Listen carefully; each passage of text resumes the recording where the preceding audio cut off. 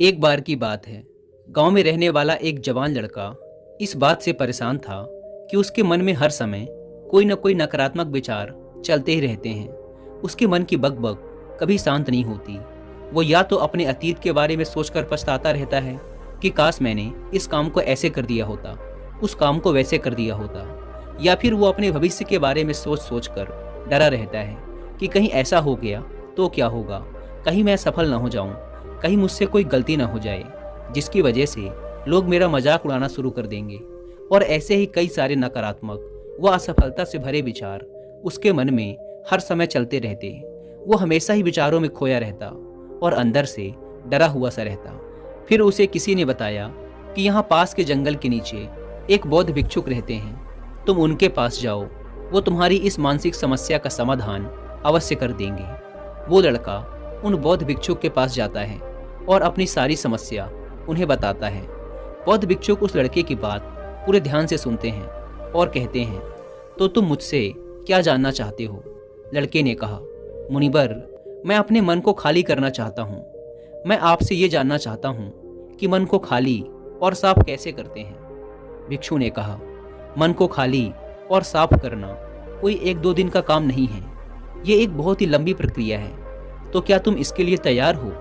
लड़के ने कहा, हाँ मुनिवर, मैं कितनी भी बड़ी प्रक्रिया से गुजरने के लिए तैयार हूँ। बौद्ध भिक्षु ने कहा, मन को खाली और नकारात्मक विचारों से दूर रखने के 6 तरीके हैं। आओ एक एक करके उन्हें समझते हैं।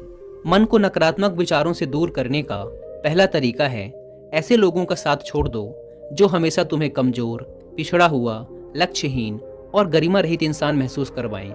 अक्सर हमारे आसपास कुछ ऐसे लोग भी होते हैं जो शायद पद और धन में थोड़ा ऊपर होते हैं, लेकिन वो अपने इसी पद और धन के घमंड में अपने से थोड़े नीचे के स्तर के लोगों को कुछ भी नहीं समझते। वो हमेशा ही अपने से छोटे लोगों को यह महसूस करवाते हैं कि वो कितने छोटे हैं और वो जीवन में कुछ भी बड़ा हासिल करने में सक्षम नहीं है। इसके अलावा कई बार हमारे कुछ मित्र और परिवार के सदस्य भी ऐसे होते हैं जो अक्सर हमें छोटा महसूस करवाते हैं, हमें नीचा दिखाने की कोशिश करते हैं, लोगों के सामने हमारा मजाक बनाते हैं। तो ऐसे लोगों से जितना हो सके दूर रहो, क्योंकि ये ऐसे लोग होते हैं जो तुम्हारी नज़रों में तुम्हारी गरिमा को नष्ट कर तुम्हें लक्ष्यहीन बना देंगे। तुम्हें खुद की काबिलियत पर संदेह होना शुरू हो जाएगा। तुम्हारे अंदर खुद के प्रति और दुनिया के प्रति नकारात्मक भावना आनी शुरू हो जाएगी और ये नकारात्मक विचार तुम्हें मानसिक तनाव और चिंता की तरफ ले जाएंगे। दूसरा, बहुत ही कम और चुनिंदा लोगों को ही अपना मित्र बनाओ। ऐसे लोगों को ही अपना मित्र बनाओ जिनसे तुम कुछ सीख सकते हो, जिनकी तुम इज्जत कर सकते हो, जो तुम्हारी भावनाओं को समझे, जिनकी सोच तुमसे मेल खाती हो, जो जीवन में आगे बढ़ने में तुम्हारी सहायता करें। हमारे जीवन और चरित्र में हमारे माँ बाप के बाद हमारे मित्रों का ही सबसे ज़्यादा प्रभाव होता है। इसीलिए मित्रों का सही होना बहुत आवश्यक है। ऐसा कहा भी जाता है कि तुम उन 5 लोगों के औसत हो जिनके साथ तुम अपना सबसे ज़्यादा वक्त बिताते हो। अगर तुम्हारे आसपास के 5 लोग जिनके साथ तुम अपना सबसे ज़्यादा वक्त बिताते हो ईमानदार हैं, तो धीरे धीरे तुम भी ईमानदार होना शुरू कर दोगे। अगर वो 5 अमीर हैं तो तुम भी अमीर बनना शुरू कर दोगे। संक्षिप्त में, तुम वही बनते हो जैसे लोगों के साथ तुम अपना सबसे ज़्यादा वक्त बिताते हो। किसी महान दार्शनिक ने भी कहा है कि तुम मुझे किसी भी इंसान के मित्रों से मिलवा दो, मैं उसके मित्रों को देखकर उस इंसान का भविष्य बता दूंगा। हमारी सबसे बड़ी समस्या ये है कि हम लोगों को ना नहीं बोल पाते।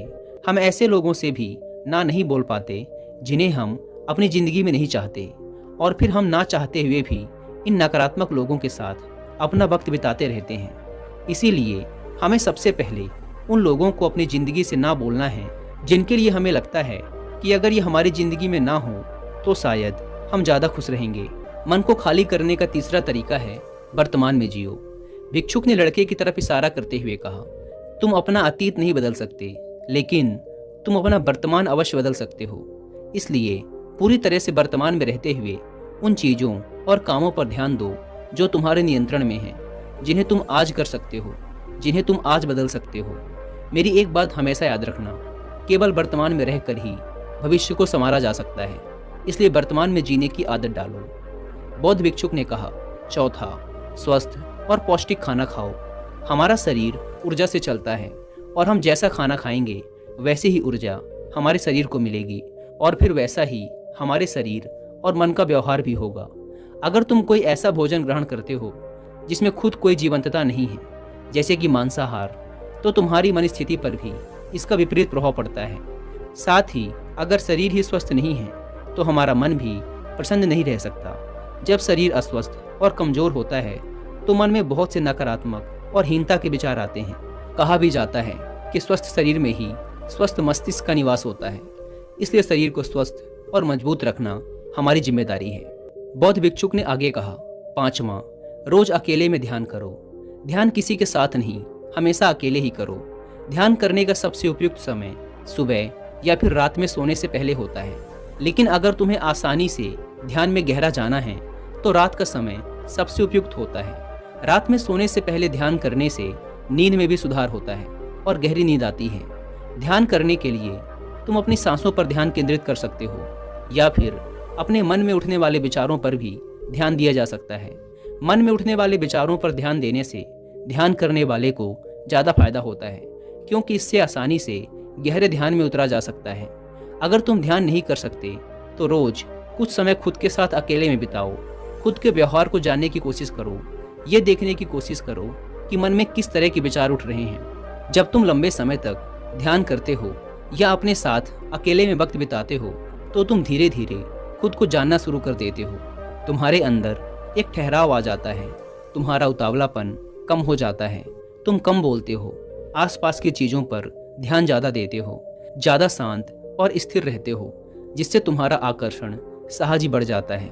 तुम सैकड़ों की भीड़ में भी अलग दिखते हो और सबसे बड़ी बात, ध्यान करने से तुम्हारे मन में विचारों की तीव्रता कम हो जाती है, जिससे तुम्हारे मन में नकारात्मक विचार कम आते हैं। बौद्ध भिक्षुक ने कहा, 6वां और आखिरी, नई नई जगहों पर घूमने जाओ। एक बहुत ही पुरानी कहावत है कि एक लंबी यात्रा आपको 100 किताबों से भी ज़्यादा ज्ञान दे देती है। तुमने देखा होगा कि बौद्ध भिक्षुक साल के 9 महीने लगातार घूमते ही रहते हैं। उनके घूमने के पीछे का एक कारण ये भी है कि नई नई जगहों पर जाने से मन को नयापन महसूस होता है, जिससे मन हमेशा ही उत्साहित और ऊर्जा से भरा रहता है। कोशिश करो कि प्रकृति की सुंदरता से भरे स्थानों पर घूमने के लिए जाओ। जब घूमने जाओ तो अपने आसपास की हर चीज़ पर पूरा ध्यान दो। इससे तुम्हारी चीज़ों पर ध्यान देने की आदत बढ़ेगी। प्रकृति की सुंदरता और उसकी आवाज़ में खोने की आदत डालो। वर्तमान में जियो। अपना अतीत में हुई गलतियाँ और सारी चिंताओं को भूल जाओ। भगवान उसका हर सपना पूरा करे जो इस चैनल को सब्सक्राइब करेगा।